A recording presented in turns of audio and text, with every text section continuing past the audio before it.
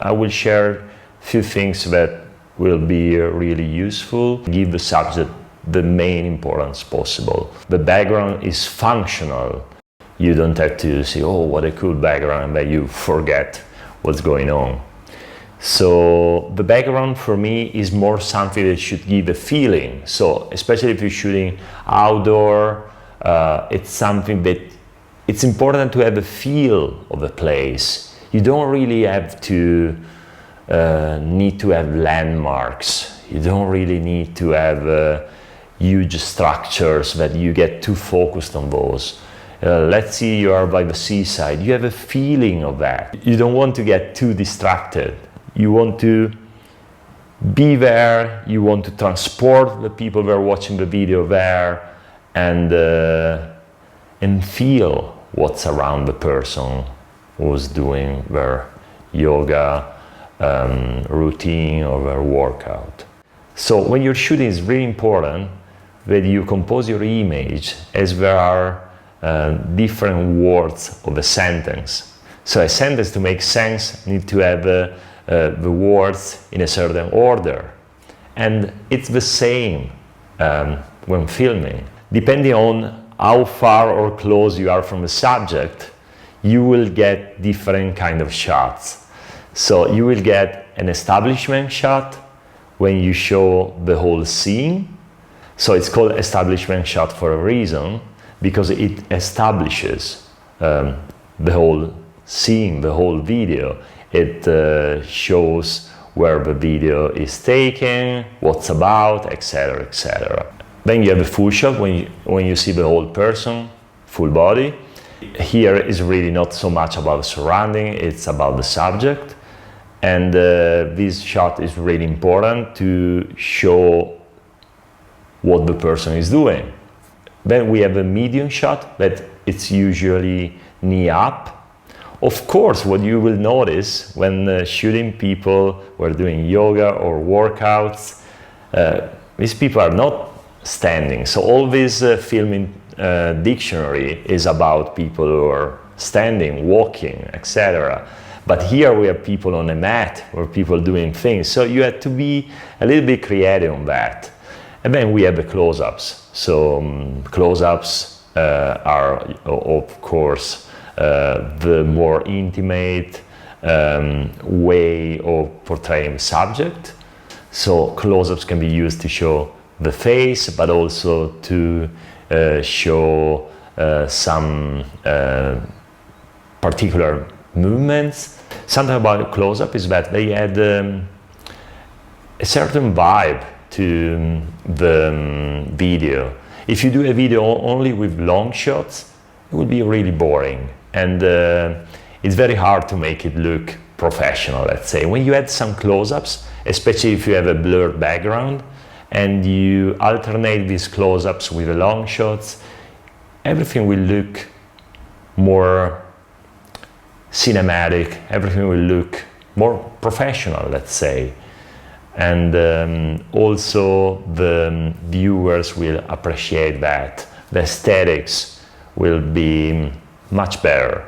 After you consider that, something that is really important is how to choose the angle you're shooting.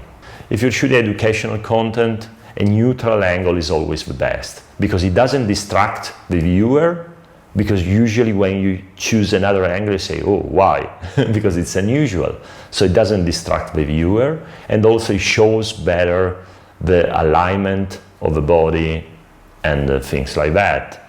So when you shoot educational content, I recommend to use a neutral angle. Another very important thing is that when you shoot the outdoor, you can play a little bit more with angles. When you're shooting indoors, or generally you have straight lines of walls, windows, etc., in this case I always recommend neutral angles. It will look just much more professional, and use a grid in your camera or your phone to help you with that and put the lines in perspective.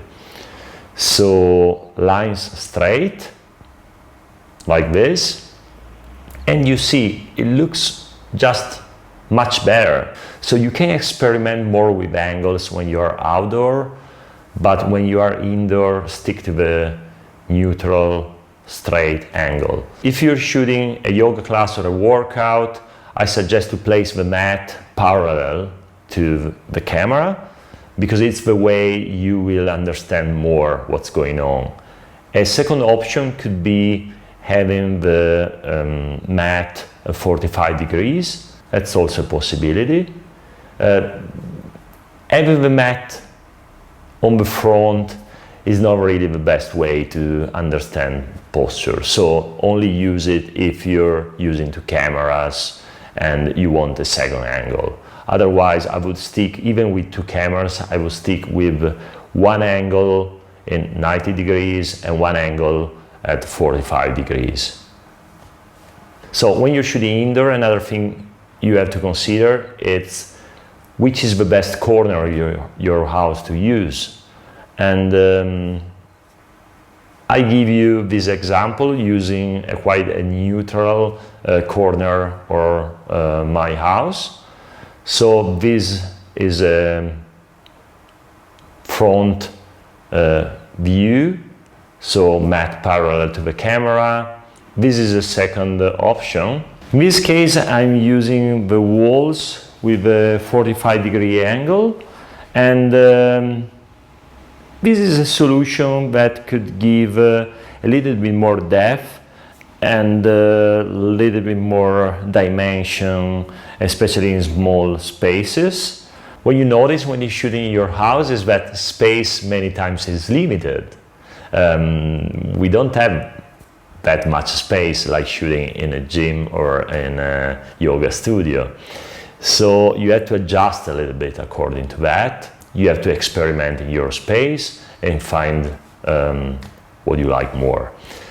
Shooting outdoor, of course, has its challenges because the light is constantly changed. So when you're shooting a very long content, like a whole class, I'm not sure if I recommend it so much. There's another issue also with the noise. It might affect the quality of the sound. But of course, if you have a possibility, if you have a quiet space, and maybe you have a roof or something above your head that will block a little bit the sun, that could be really a good option. So you can experiment outdoor as well. Then I briefly introduce other kind of angles. So you will notice that shooting from a lower angle make people look like flying. So this is something you can consider. Again, I recommend to do it outdoor rather than indoor. And if you're shooting from a top angle, placing the camera on the ceiling or using a drone, for example, I think it's also something really interesting. I won't shoot a whole class like that, but for extras and B-roll, I think it's something really, really special. So if you have a possibility, use it. That's all for today's class. I hope you enjoyed it and that I gave you some ideas you can apply and try, have fun. Let me know how it's going.